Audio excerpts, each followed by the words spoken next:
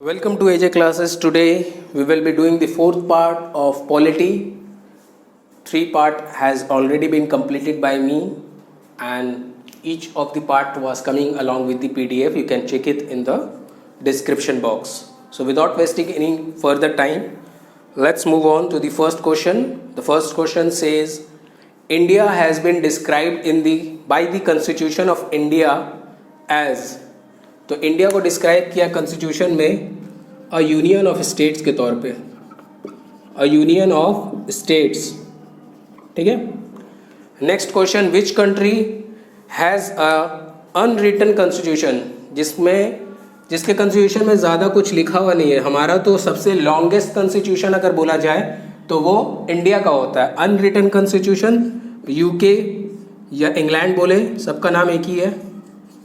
United kingdom को ही England बोलते हैं. Article of right to property, third question बोल रहा है article of right to property. ये राइट टू प्रॉपर्टी जो कि लीगल राइट बन गया, इसका आर्टिकल है 300. ठीक है. और ये अमेंड होके गया था इसलिए 300A होगा. ठीक है. Next, who was chief justice of India when PIL was introduced. तो PIL जो है ये हमारा फुल फॉर्म आपको बताना है कमेंट सेक्शन में. L से लेजिस्लेटर है, लेजिस्लेटिव शायद, हाँ. ठीक है. पब्लिक इंटरेस्ट लेजिस्लेटिव कुछ था. तो आप देखिए क्या चीज़ है. आपको एग्जैक्ट PIL का फुल फॉर्म कमेंट सेक्शन में बताना है. और मैं ये आंसर दे रहा हूँ, who was the chief justice when PIL was introduced. तो इसका आंसर है PN भागवती. PN भागवती. और कमेंट सेक्शन में आपको ये बताना है कि इंग्लिश जो लैंग्वेज है, ऑफिशियल लैंग्वेज है कौन से स्टेट का. मैं आपको एक स्टेट बताऊंगा, आपको और बाकी स्टेट्स का नाम बताना है. मैं आपको नागालैंड बता दे रहा हूँ कि नागालैंड का ऑफिशियल लैंग्वेज इंग्लिश है. और किसी स्टेट का है तो वो आपको कमेंट सेक्शन में बताना है. क्या होता है कि गिफ्ट दोनों तरफ से होना चाहिए. आप लोग भी कमेंट करें तो आप लोग का भी इन्वॉल्वमेंट रहेगा और मेरा भी दिल लगा रहेगा. ठीक है. नेक्स्ट क्वेश्चन आपके स्क्रीन पे आने वाला है. अब नेक्स्ट क्वेश्चन आपके स्क्रीन पे आ गया है. आप देख सकते हैं कि there is a parliamentary system of government in India because, तो इसका आंसर होगा council of minister. Because the council of minister या ministers is responsible to the Lok Sabha.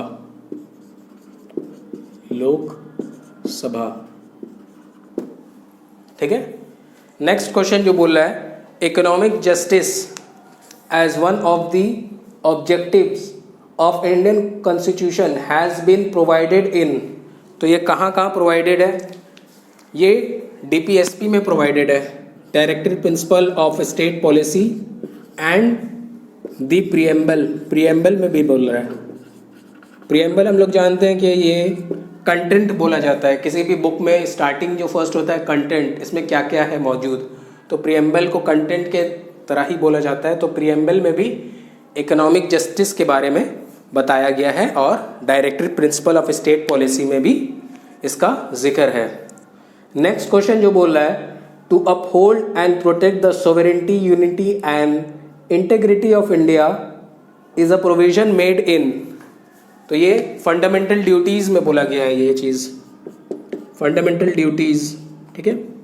हम जानते हैं फंडामेंटल ड्यूटीज़ बाद में आया था, अमेंड हुआ था. इसका आर्टिकल है 51A. ठीक है. नेक्स्ट क्वेश्चन बोल रहा है in the constitution of India promotion of international peace and security, ये किस में इंक्लूडेड है. तो ये DPSP में इंक्लूडेड है, directive principle of state policy में.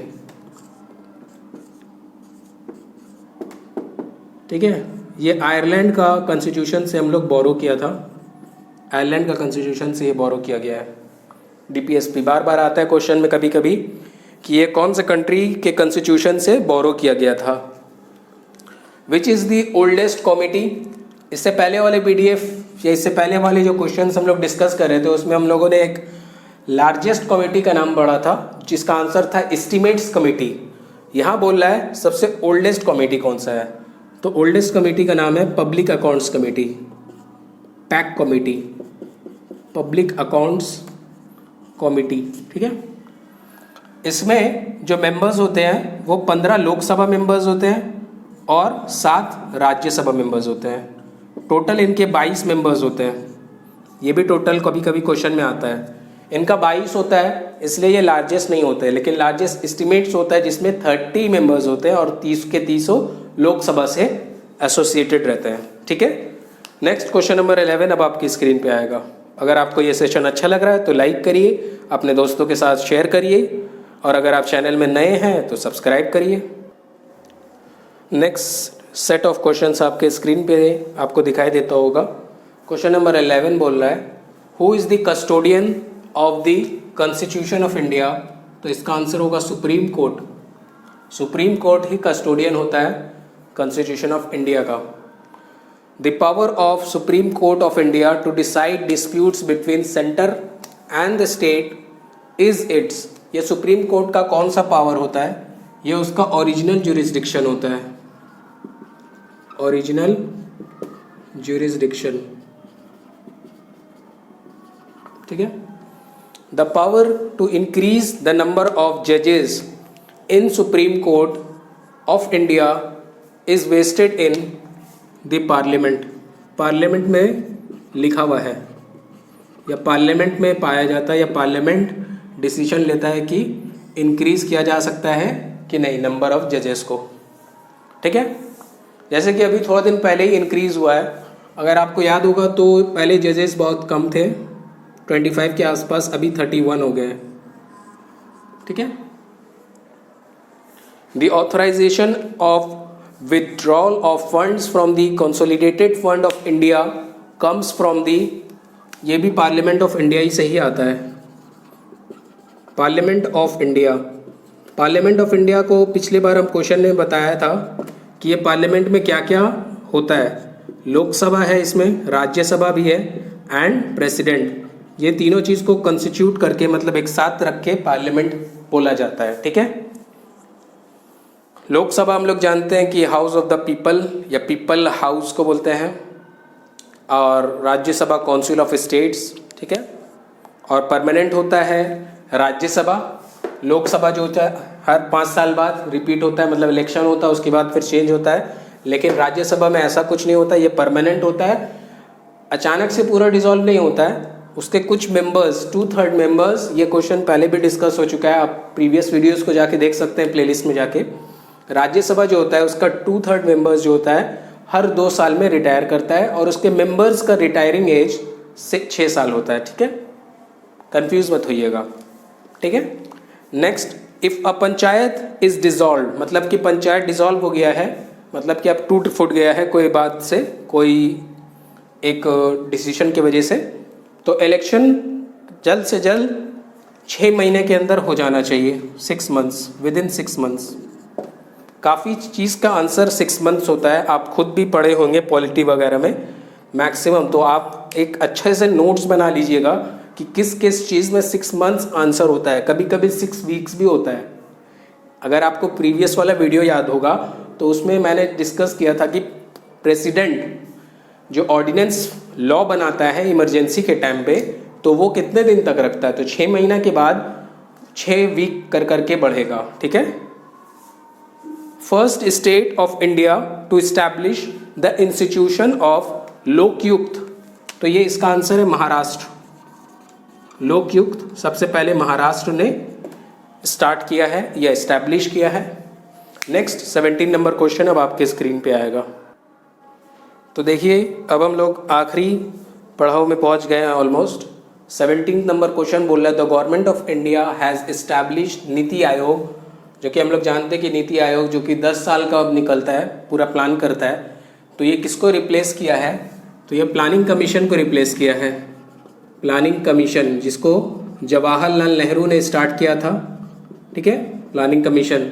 नीति आयोग का फुल फॉर्म भी आता है, तो इसका मैं फुल फॉर्म बता दे रहा हूँ, national institution for transforming India. ये बार बार आता है कि नीति आयोग में टी का क्या मतलब है, तो ट्रांसफॉर्मिंग इंडिया। ठीक है, national institution for transforming India. और 9th schedule of constitution of India was added by which amendment act? तो ये फर्स्ट अमेंडमेंट एक्ट के तहत ऐड हुआ था, फर्स्ट अमेंडमेंट एक्ट, ठीक है।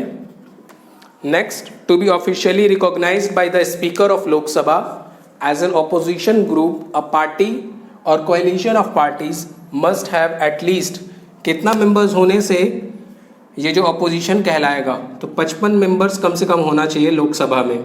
इससे पहले हम लोगों ने राज्यसभा का भी पढ़ा था, लेकिन वो कुछ और था। उसमें पूछ रहा था कि राज्यसभा में फंक्शन करने के लिए कितना का कोरम होना चाहिए। कोरम क्या होता है? कोरम मतलब जितना प्रेजेंट होना चाहिए, कम से कम मिनिमम नंबर ऑफ मेंबर्स, और कोरम होता है 1/10 ऑफ द मेंबर। 1/10 था तो हम लोग क्या, राज्यसभा का 250 होता है टोटल मेंबर्स, उसमें से हम लोग अगर 1/10 करते हैं तो 25 हमारा आंसर था। कम से कम 25 नंबर ऑफ मेंबर्स राज्यसभा में मौजूद होगा, तभी कार्यक्रम वहाँ का आरंभ हो सकेगा, ठीक है। नेक्स्ट जो है, which schedule contains provisions regarding anti defection? ये जो है ना बहुत ही इंपॉर्टेंट है।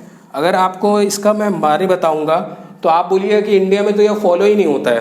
पहले मैं इसका आंसर बता दे रहा हूँ, 10th शेड्यूल, ठीक है। तो 10th शेड्यूल इसका आंसर है। और ये क्या है एंटी डिफेक्शन?